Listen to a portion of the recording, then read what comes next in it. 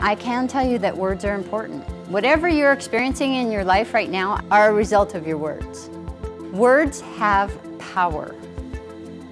When I was in my first business, I was 19, and I had this one problem employee that was just incredibly tough.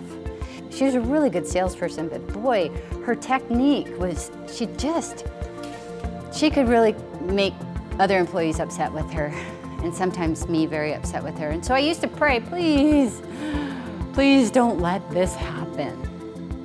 Well, what am I focusing on? I'm focusing on her not doing some things, making sure that she doesn't do what I don't want her to do. And as we all know, when we focus on what we don't want, we're just becoming a magnet for what? More of what we don't want, exactly. So as you are creating your CSO gratitude letters, what you want to do is make sure that you're focusing on what you want. I had one student that asked me, is it okay to say, thank you, God, that my brother-in-law doesn't do this anymore? No, you can't write that. But what you can say is, I'm so grateful that I have a brother-in-law that I have a great and harmonious relationship with. I'm so grateful that I have an opportunity to express love when I'm around my brother-in-law. I'm so grateful that I have peace. Or whatever it else that is that you want. Not what you don't want. This is really important.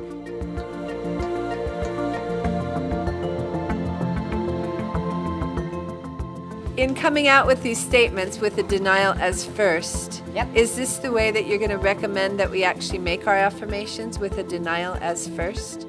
When you feel overwhelmed with some fear or some emotion that you need to obliterate in order to get to an affirmation having meaning, you want to use the denial.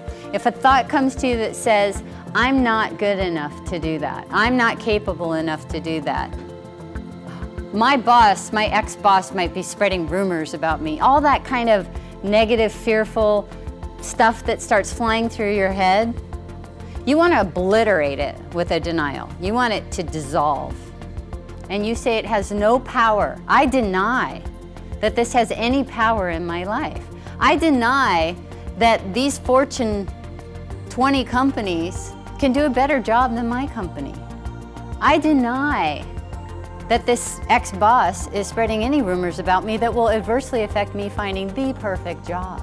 I deny anything against my good, because I am a perfect expression and manifestation of my good.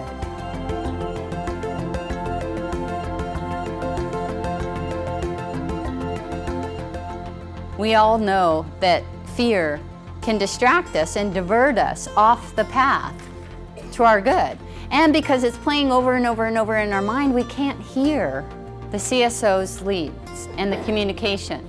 How many of you have been really upset about something? Ever?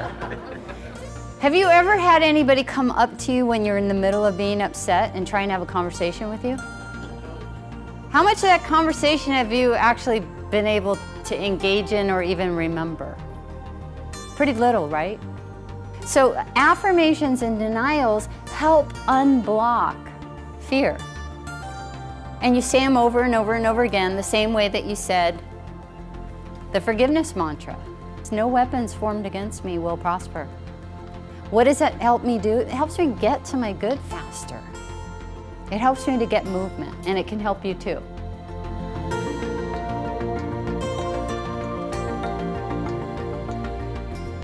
I was being sued by a company, and this lawsuit was frivolous. It had no merit.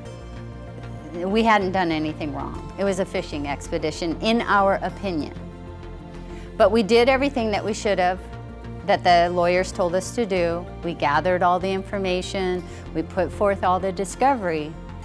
But I started to think, what could possibly motivate this company to go after ours? Well, we had skyrocketed to market share leader. They were losing a ton of business as a result of us being in business. Maybe they were scared. Oh, Well, now I could feel a little bit of compassion for him. But my attorney said, don't feel compassion, they're trying to put you out of business. But because of knowing this practice, that if I didn't somehow unblock the channels to my good, the resolution that I was looking for, which was for this to dissolve and dissipate, wasn't going to happen. So we tried every reasonable way to convey that this was not a good idea to continue this lawsuit, but they wouldn't drop it. So I started writing to the divine true self of the CEO of this other company.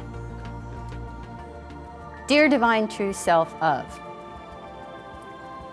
I love you, I bless you, and I give great thanks that you are dissolving this lawsuit between us.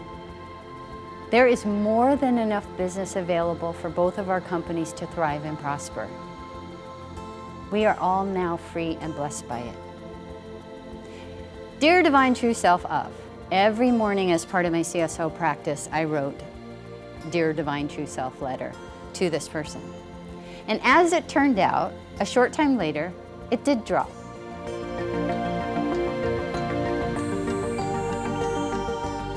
My name is May McCarthy, and I'm here to teach you through workshops and through my upcoming book, how to connect with your intuition to achieve greater levels of success and happiness and freedom. Thank you.